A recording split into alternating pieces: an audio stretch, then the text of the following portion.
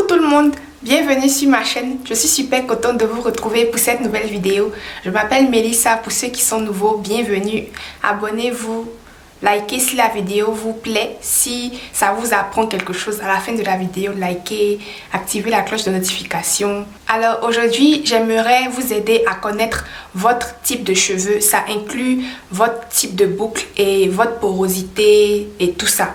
Personnellement, je n'ai pas de diplôme de trichologie ou bien de cosmétologie. Voilà, je ne suis pas du tout une professionnelle du cheveu, mais j'ai mes cheveux, j'ai mon expérience avec mes cheveux et j'ai une observation magnifique quand il s'agit de quelque chose qui m'intéresse. Donc, avec mon observation, avec mes recherches, avec ce que j'ai appris et que j'ai testé sur mes cheveux, voilà, qui est vérifié par mon expérience, je suis arrivée à une petite conclusion, un petit résumé qui est très utile pour moi et qui, je pense, sera utile pour vous aussi. C'est plus simple, plus clair, pour vous aider à connaître votre type de cheveux et à en prendre soin pour atteindre vos objectifs avec vos cheveux.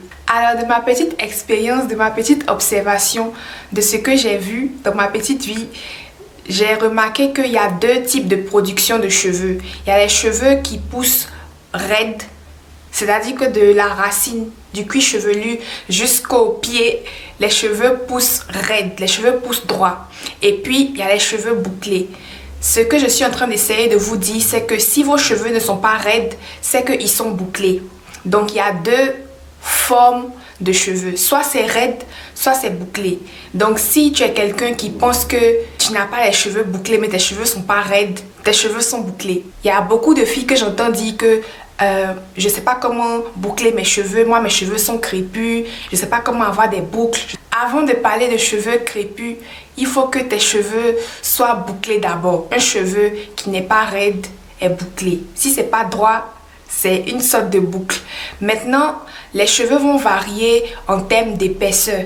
Que ce soit cheveux raides, que ce soit cheveux bouclés, ça varie du cheveu le plus épais au cheveu le plus fin. Les cheveux vont du plus épais au plus fin, mais au milieu, il y a beaucoup d'épaisseur. C'est comme quand on va du chiffre 1 au chiffre 2. Pour ceux qui ont fait mathématiques, au milieu de 1 et puis 2 là, il y a une infinité de nombres. Il y a 1,01, il y a 1,1, il y a 1,2, il y a 1, donc c'est une infinité d'options qui sont entre 1 et 2. Donc c'est de la même façon entre cheveux épais et cheveux fins. Il y a une infinité d'épaisseur. Maintenant, si on prend un groupe de personnes et que eux tous, ils ont les cheveux fins dans la grande image, celui qui a les cheveux le plus épais dans ce groupe-là va être considéré comme quelqu'un qui a les cheveux épais, mais il est dans le groupe de fins.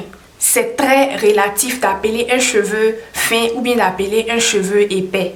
Mais les cheveux en général vont varier de plus épais à plus fin. La deuxième chose qui va varier avec les cheveux raides comme avec les cheveux bouclés, c'est la porosité. Donc, un cheveu peut être raide et fin ou épais et peu poreux ou très poreux. Un cheveu bouclé peut être fin ou épais et très poreux ou bien peu poreux. Et quand je dis très poreux, peu poreux, entre les deux extrêmes, il y a une infinité de possibilités. C'est relatif. Maintenant, quand on va bouger aux cheveux bouclés, là où ça va devenir très diversifié, puisque ce qu'on vient de voir, c'est dans la forme et dans la taille des boucles. En termes de boucles, ce qui va varier vraiment, c'est la taille et puis la forme. On a un système de curl typing en ligne qu'on voit 4C, 4A, 3C, 3B. Et beaucoup de personnes pensent que 4C, c'est un type de cheveux. 4C, c'est pas un type de cheveux, c'est un type de boucle. À mon avis, celui qui a fait ce système de curl typing là a vraiment observé les boucles et les a regroupées en termes de taille de la boucle et forme de la boucle. Et pour désigner la taille, il utilise des chiffres et pour désigner la forme, il utilise des lettres. Alors, de ce que j'ai observé de son système de curl typing, plus la boucle est grande, plus le chiffre sera petit et plus la boucle est petite, plus le chiffre sera grand. Donc, les plus petites boucles sont classées dans le type 4 et les plus grandes boucles sont classées dans le type 1, 2. Est-ce que 1 a ses boucles? Ses cheveux raides, non? Bref. Et quand je parle de la taille d'une boucle, je fais référence à sa longueur, à son diamètre. Si c'est une boucle en forme de C, nos cheveux bouclés, c'est une succession de plusieurs boucles. Donc là où une boucle commence et là où ça se termine, c'est une boucle. Et puis une autre boucle commence. Donc les extrémités du début à la fin d'une boucle, comment c'est long, c'est de ça que je parle quand je parle de la taille d'une boucle. Plus la boucle est serrée, plus la boucle est petite. Évidemment, plus la taille de la boucle sera petite, plus la boucle est détendue, plus la boucle est grande, la taille de la boucle sera plus longue. J'espère que vous voyez ce que je veux dire. Et aussi, la lettre qui est à côté va désigner la forme de la boucle. Je pense qu'il y a des boucles en forme de A, en forme de B, en forme de C. Les boucles en forme de C vont ressembler à un cercle. Quand tu regardes une boucle, tu auras l'impression que tu regardes un cercle. Et quand tu vas regarder une boucle de type B, tu auras l'impression que tu vas voir un 5. C'est comme si c'est un 5. Et quand tu vas regarder une boucle du type A, c'est comme si tu vas voir un S. J'ai fait une petite sorte d'illustration que j'ai dessinée moi-même, que je vais laisser sur l'écran tout à l'heure pour que vous puissiez voir ce que je suis en train d'expliquer. Mais je pense que c'est un peu comme ça que ça fonctionne. En tout cas, c'est comme ça que moi, je me retrouve. Donc, par exemple, si vous voyez une boucle avec la forme C, comme ça, comme un rond, et que l'indice qui est à côté est très petit, genre 2 ou bien 1, vous allez voir que c'est une boucle en C, mais c'est tellement grand, c'est tellement long que ça n'a rien à voir avec une boucle en C de type 4 parce que celle-là est tellement petite. Pourtant, c'est la même forme de boucle, mais c'est pas la même taille. Souvent, pour bien voir la forme de ta boucle, tu vas peut-être devoir prendre une mèche de cheveux ou bien un brin de cheveux et puis tirer un peu parce que souvent le cheveu est tellement shrinké, tellement serré. Dans nos cas de cheveux crépus de type 4, le cheveu est tellement serré que tu vois juste une boule, tu vois juste quelque chose de... Voilà, tu vois un petit nœud, mais tu ne sais pas vraiment c'est à quelle boucle tu as fait. Donc souvent ce que tu peux faire, c'est attraper les deux extrémités et tirer un peu dessus et tu vas voir la forme qui va se dessiner. Tu vas voir que ça va tomber dans une des catégories, soit A, soit B, soit C, comme je vais vous montrer tout de suite avec l'illustration que j'ai fait sur l'écran.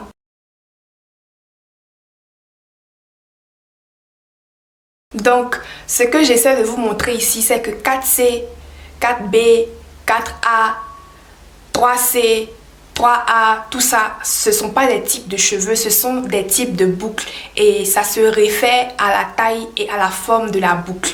Ça n'a rien à voir avec l'épaisseur, ça n'a rien à voir avec la porosité. On va bouger à la porosité tout de suite, mais je voulais que ça soit clair. Une boucle de type 4A et une autre boucle de type 4A peuvent ne pas se ressembler à cause de l'épaisseur du cheveu lui-même et à cause de la porosité. Parce qu'un cheveu épais déjà a une apparence plus grosse qu'un cheveu fin. Donc ça aussi, ça va jouer dans l'apparence des cheveux. Mais n'empêche que les deux sont 4A ou bien n'empêche que les deux sont 4C. Je pense qu'avec ça, vous pouvez mieux voir quel type de boucle vous avez. C'est pour ça que c'était très important de comprendre que si vos cheveux ne sont pas raides, ils sont bouclés. Avant que tes cheveux soient crépus, cachés sous un tas de frisottis, de sorte que tu ne vois pas que tu as les cheveux bouclés, tes cheveux sont bouclés. Maintenant, on va passer à la porosité. Moi, je suis baoulée, il n'y a pas porosité dans baoulé là. Donc, allons-y chez les blancs, ils vont nous dire qu'est-ce que la porosité. Un objet qui est poreux, c'est un objet qui a une surface, qui a des pores qui permettent à quelque chose d'extérieur comme de l'eau ou de l'air de pénétrer. Un corps qui est poreux, c'est aussi un corps qui ne retient pas. Une autre définition d'un corps qui est poreux, c'est un corps qui est perméable. Si on dit qu'un cheveu est poreux, si on veut mesurer la porosité d'un cheveu, c'est parce qu'on présume que n'importe quel cheveu est poreux, a une habilité de pouvoir absorber l'eau et relâcher l'eau.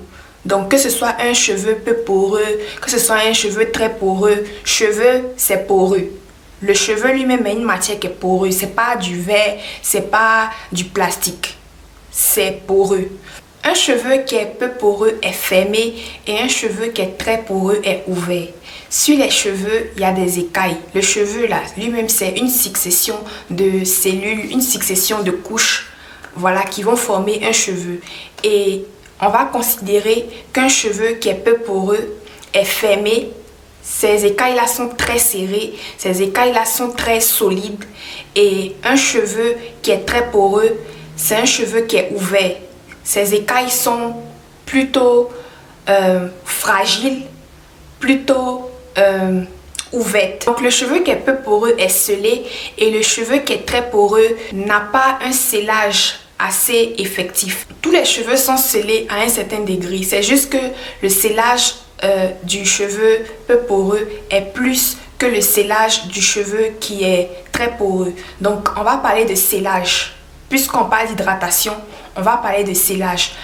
Les cheveux peu poreux sont scellés, sont bien scellés naturellement et les cheveux très poreux ne sont pas bien scellés naturellement. Ils sont ouverts.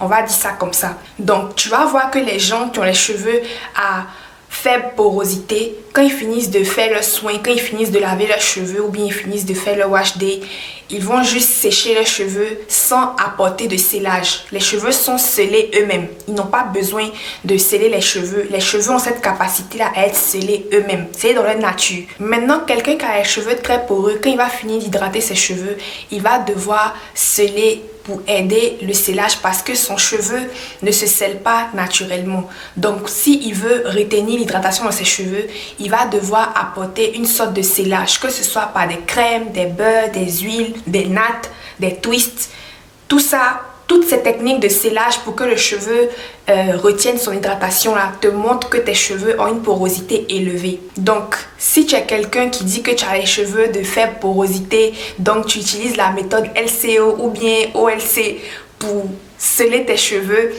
tu te trompes, tu n'as pas les cheveux peu poreux, tu as les cheveux avec une porosité élevée. Si tes cheveux ont besoin de scellage, ça veut dire que tes cheveux ont une porosité élevée. Si tu as besoin de scellage, ça veut dire que tes cheveux n'ont pas la capacité de se sceller eux-mêmes. Donc, tu dois les aider si tu veux retenir l'hydratation. Donc, c'est ce qui va te montrer si tes cheveux sont peu poreux ou bien si tu as une porosité élevée. Il n'y a pas de porosité élevée, basse, normale.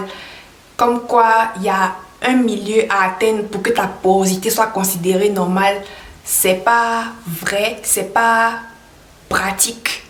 La porosité, comme je vous l'ai dit, ça fait partie de la nature de tes cheveux. Donc que tu aies une porosité élevée, que tu aies une porosité basse, ce n'est pas un défaut, ce n'est pas quelque chose qu'on doit fixer, c'est pas quelque chose qu'on doit faire en sorte que ça vienne à la normale. Non, c'est juste que ce sont les différents types de porosité et à toi de reconnaître ta porosité et de faire ce dont les cheveux ont besoin pour atteindre tes objectifs. Donc, si tu veux que tes cheveux retiennent l'hydratation et que tes cheveux ne retiennent pas l'hydratation naturellement eux-mêmes, toi-même, tu sais que tu as les cheveux avec une porosité élevée et par rapport à ça, tu peux prendre les mesures pour sceller tes cheveux comme il se doit pour retenir l'hydratation comme tu veux. On a vu dans la définition de la porosité qu'un corps qui est poreux, c'est un corps qui a la capacité d'absorber l'eau et relâcher l'eau. Donc que tes cheveux soient peu poreux ou bien que tes cheveux soient très poreux, ils ont la capacité d'absorber l'eau. Même moi-même, je commettais cette erreur-là de penser que mes cheveux ont une faible porosité, donc je dois durer sous l'eau pour que mes cheveux se mouillent, pour que mes cheveux absorbent l'eau. Ça, c'est pas vrai du tout. Les cheveux, qu'ils soient peu poreux ou bien qu'ils soient très poreux, ont la capacité d'absorber l'eau. La porosité, comme je vous l'ai dit, c'est l'état des cuticules. C'est la nature des cuticules. Et ça va plus jouer sur la rétention d'hydratation. Si les cheveux prennent beaucoup de temps avant de se mouiller, ça peut être pour plusieurs autres raisons que l'état des cuticules. Ça peut être parce que on a beaucoup de cheveux. Ma chevelure que vous voyez là par exemple, c'est une boucle sur une autre boucle, sur une autre boucle, c'est beaucoup de boucles superposées. Mes cheveux ne sont pas si épais que ça, mais à cause de leur forme, à cause de leur nature, ils ont une densité plus que si ils étaient raides. Donc, faut prendre ça en compte. L'eau va prendre beaucoup plus de temps à traverser une masse de cheveux bouclés comme ça qu'à traverser une masse de cheveux raides. Les cheveux sont plats, les cheveux sont raides, donc c'est facile pour l'eau de bouger à travers les cheveux facilement. Mais avec une densité de cheveux comme ça, avec des boucles superposées sur des boucles, c'est pas évident que les cheveux se mouillent comme ça. Ça va prendre le temps à l'eau de passer entre les cheveux, d'atteindre le cuir chevelu jusqu'aux pointes. Ça va prendre du temps à cause de la nature, même à cause de la densité des cheveux bouclés. Donc, c'est pas forcément en rapport avec la porosité. Ça peut être parce que la forme de notre chevelu même requiert qu'on passe un peu plus de temps sous l'eau avant que l'eau mouille tous les cheveux parce que les cheveux sont denses. Les boucles sont beaucoup, c'est plusieurs boucles sur plusieurs boucles. Souvent même dans un follicule, il y a 3 cheveux. Donc c'est vraiment une densité importante et il faut donner le temps à l'eau de traverser toute cette masse de cheveux là et lui permettre de se mouiller. C'est pas forcément en rapport avec la porosité. Une autre chose qui peut faire que les cheveux ne se mouillent pas facilement, prennent du temps pour se mouiller, c'est qu'il y a des gens qui espacent vraiment leur wash day. J'essayais de espacer mes lavages au maximum parce que je pensais que ça faisait pousser les cheveux. Je croyais à des mythes comme ça que si tu espaces les lavages, tes cheveux sont plus protégés de l'eau, donc ça va te permettre de retenir la longueur facilement. C'était pas mon cas du tout. Les cheveux crépus ont plus souvent besoin de beaucoup d'eau que ce qu'on le pense. Bref, ça c'est pour une autre vidéo. En rapprochant mes lavages, j'ai remarqué que mes cheveux ne prennent plus autant de temps pour se mouiller. Parce qu'en fait, quand tu espaces tellement tes lavages, au milieu des 2 lavages, il y a du build-up, il y a les produits que tu mets sur tes cheveux, les huiles que vous voyez là. On pense qu'une petite huile sur les cheveux, ça s'enlève facilement, mais l'huile est très difficile à enlever des cheveux. Et quand je parle d'huile, je parle même des huiles naturelles, beurre de karité, tout ça. C'est pas évident d'enlever ça comme ça avec de l'eau. Plusieurs accumulations d'huile sur les cheveux, c'est pas évident d'enlever ça comme ça avec de l'eau. Donc, c'est normal que le jour du wash day, les cheveux prennent encore plus de temps pour se mouiller. Donc, il y a le build-up. Il y a aussi le fait que entre un lavage et l'autre lavage, s'il y a eu tellement de temps que les cheveux, les cuticules des cheveux, les écailles des cheveux sont devenus secs. Ça a dépassé le stade de sec, c'est en train de devenir dur. Maintenant, quand tu vas aller mouiller tes cheveux, toi, tu vas espérer que tu vas mouiller tes cheveux 1 minute et puis tu vas appliquer ton shampoing. Mais l'eau là, non seulement ça doit prendre le temps pour traverser ta densité, ça doit prendre le temps pour traverser l'huile là qui est sur tes cheveux, ça doit prendre le temps pour assouplir les écailles qui sont devenues secs jusqu'à c'est devenu dur là. Donc ça va prendre beaucoup de temps pour que l'eau assouplisse tes cheveux. Encore si c'est de l'eau froide. Ça va prendre beaucoup de temps pour que l'eau mouille tes cheveux complètement à cause de tous ces facteurs-là. Donc ça aussi, ça peut affecter le temps que tes cheveux prennent pour se mouiller. Pas nécessairement ta porosité elle-même. Donc si tes cheveux prennent du temps à se mouiller, ça peut être pour tous ces facteurs-là et non parce que tes cheveux sont peu poreux. Et il y a aussi des filles qui pensent que leurs cheveux sont peu poreux parce qu'elles ont l'impression que les masques ne pénètrent pas leurs cheveux, les masques ne marchent pas sur leurs cheveux. Alors si ton masque ne marche pas sur tes cheveux, bien qu'il soit avec une porosité élevée, ça peut être parce que le masque lui-même, il n'est pas efficace. Il y a des masques nuls. C'est pas tous les masques qui s'appellent masques qui font ce qu'un masque doit faire. Donc il y a des masques qui ne font rien en fait, qui s'asseyent juste à la surface des cheveux. Même si tu mets ça sur les cheveux, peu poreux aux cheveux, porosité élevée ou quoi. C'est un masque qui est juste inutile. Donc il y a des masques qui sont pas efficaces. Donc ça peut être la faute du masque que tes cheveux ne répondent pas au masque. Donc c'est pas forcément parce que tu as une faible porosité que le masque ne pénètre pas. Il y a des masques qui sont nuls. Une autre chose qui peut faire que ton masque ne marche pas, ça peut être parce que le masque que tu utilises n'est pas un masque qui répond aux besoins actuel de tes cheveux. Peut-être tes cheveux ont besoin de quelque chose, toi tu apportes quelque chose dans tes cheveux, donc tu ne vois pas le résultat que tu veux. Bien que le masque soit efficace, il n'est pas conçu pour les besoins actuels de tes cheveux. Donc ça peut être une cause de pourquoi ton masque ne marche pas bien que tes cheveux aient une porosité élevée. Donc si ton masque ne marche pas, c'est pas forcément parce que tes cheveux sont tellement peu poreux que aucun masque ne pénètre. Ça peut être parce que soit le masque est nul, soit le masque n'est pas adapté aux besoins actuels de tes cheveux. Ça peut être aussi parce que pendant que tu appliques le masque, tu presses le masque hors de tes cheveux. Moi, je faisais cette erreur avant. J'applique mon masque et pendant que j'applique mon masque là, je presse. Je sais pas comment vous expliquer ça, mais je presse le masque hors de mes cheveux au lieu de masser le masque dans mes cheveux. J'ai fait une vidéo sur le sujet des masques. Je vais laisser ça dans les fiches pour vous. Je pense que la vidéo, le titre de la vidéo, c'est le meilleur masque du commerce. Un truc comme ça, où je vous aidais à choisir votre masque et tout ça. Je vais laisser ça dans les fiches pour vous. Mais je pense que dans la vidéo, je montre comment j'applique mon masque. Donc c'est plus en pressant les cheveux et tout ça. Je ne presse pas les cheveux, je masse le masque à la surface de mes cheveux. Je suis intentionnelle en fait. Je fais en sorte que le masque ne coule pas hors de mes mains. Je fais en sorte que le masque aille dans mes cheveux. Donc en appliquant, je ne presse pas le masque hors de mes cheveux. Je n'essore pas les cheveux en fait. Souvent en appliquant un produit, on a tendance à essorer les cheveux en même temps. Donc on enlève toute la matière. Si tes cheveux sont très poreux et que tu fais ça, là même tu ne donnes aucune chance à tes cheveux d'absorber quoi que ce soit, parce que c'est que tu es en train de mettre là, en même temps tu enlèves. Donc c'est important de faire ça avec délicatesse. Ça, je sais pas trop comment vous expliquer, mais je pense que j'ai fait une petite démo de ça dans la vidéo dont je vous parle. Allez-y, regardez, vous allez voir. Une autre chose qui peut faire que ton masque ne marche pas sur tes cheveux et que ça n'a rien à voir avec ta porosité, c'est parce que tu n'appliques pas assez. Souvent, parce qu'on veut économiser le masque. Ça aussi, c'est pas trop de notre faute. Les gens qui font les masques, ils font trop des petites boîtes et c'est cher. Du coup, tu veux économiser. Mais c'est mieux de faire un bon masque avec la quantité de produits qu'il faut plutôt que de faire 10 masques inutiles. C'est comme si tu veux te défriser et puis tu appliques petit comme ça.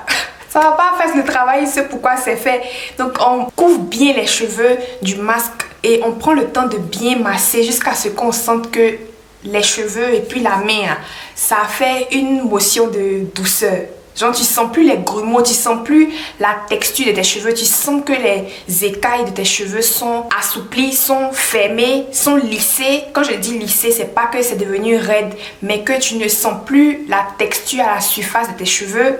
Je sais pas comment vous expliquer ça, je pense que j'ai expliqué ça plus en détail dans la vidéo, allez-y voir. Mais en tout cas, quand tu appliques ton masque et que tes cheveux sont rigides dans ta main et que c'est pas à cause de tous les autres détails que j'ai cités là, que c'est un bon masque, tu dois appliquer ça de sorte que tes cheveux et puis le masque font un. Une autre chose qui peut faire que ton masque ne sera pas efficace, bien que ce soit un masque efficace et bien que tes cheveux n'ont pas une faible porosité, c'est que tu l'appliques sur cheveux secs. Un masque, comme je vous le disais dans la vidéo de scellage, un masque c'est un scellant avec rinçage, c'est un scellant qui se rince. Si vous n'avez pas vu ma vidéo sur le scellage, je vous invite à aller voir cette vidéo là, c'est très important dans la rétention de longueur. Le scellage, c'est quelque chose que moi-même j'ai pris du temps à comprendre et à appliquer dans ma routine, mais ça m'a beaucoup aidé, ça m'aide beaucoup. Donc le masque sera plus efficace sur des cheveux qui ont de l'hydratation à l'intérieur.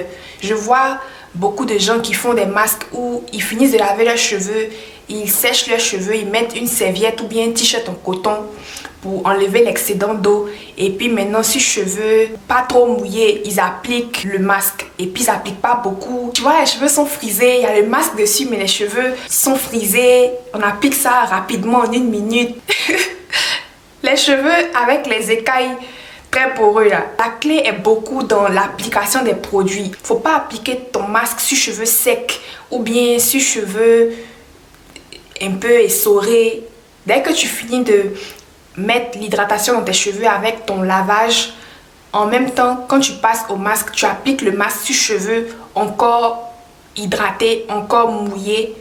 Et c'est là que le masque va bien travailler, surtout si ta porosité est élevée.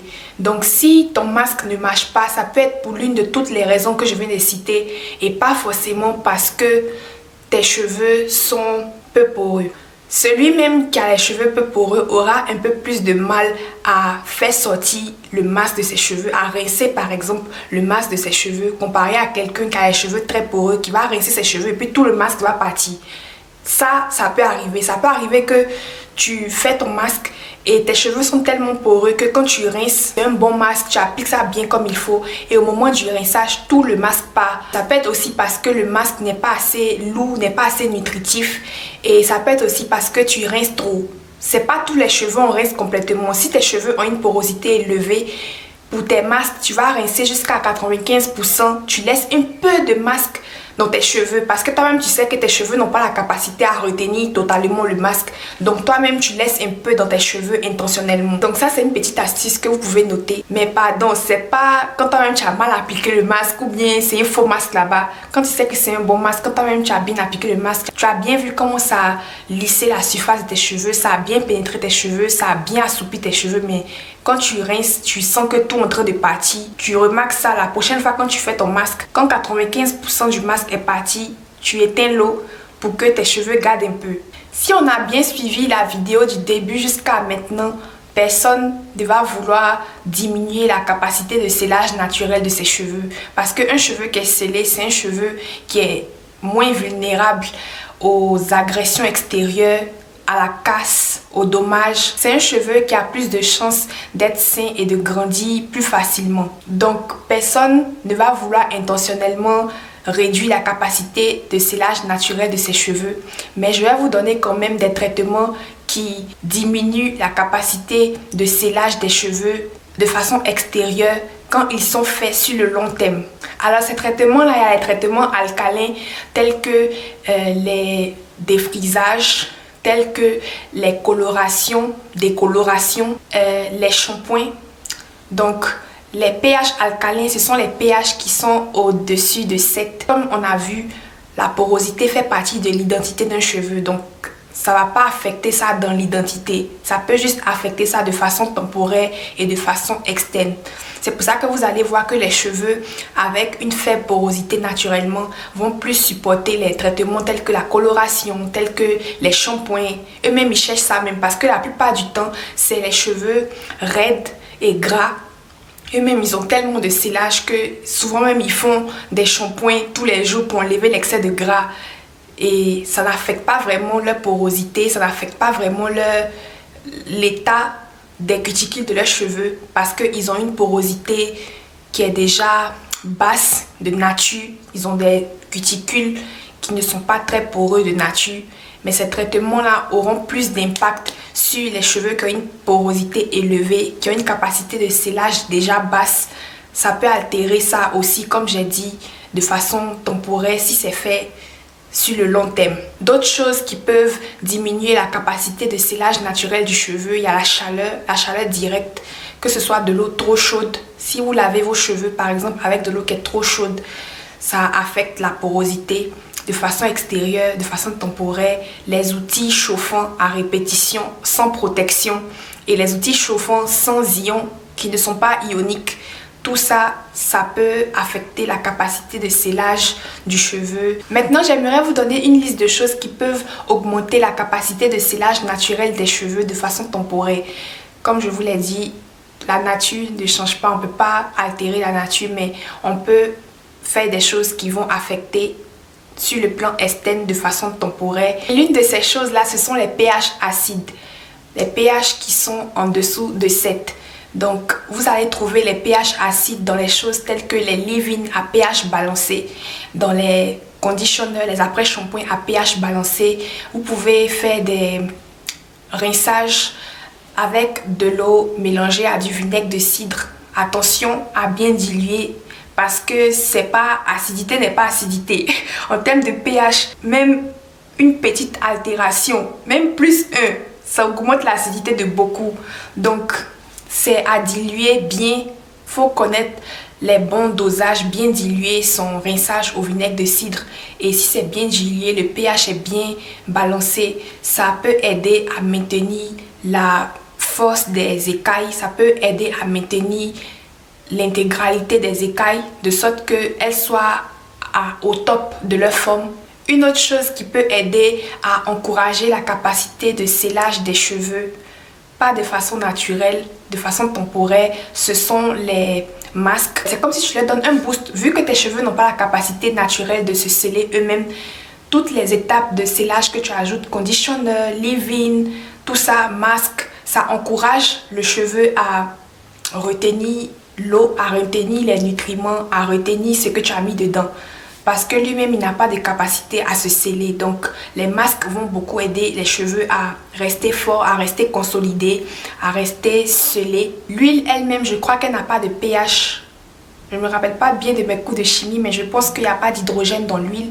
Donc l'huile elle-même n'a pas de pH. C'est pour ça que l'eau peut pénétrer l'huile, mais l'huile ne peut pas pénétrer l'eau parce que l'eau a un pH. Donc ça va former une sorte de barrière sur les cheveux, supporter les écailles pour ne pas que les écailles soient trop altérées par l'alcalinité du shampoing, si je peux dire ça comme ça, ou bien du lavage que vous allez faire. Une autre chose qui peut supporter la capacité de scellage des cheveux qui ont une faible capacité de scellage naturel, ce sont les traitements à la kératine qui ne défrisent pas, parce qu'il y a des levels de kératine qui défrisent les cheveux.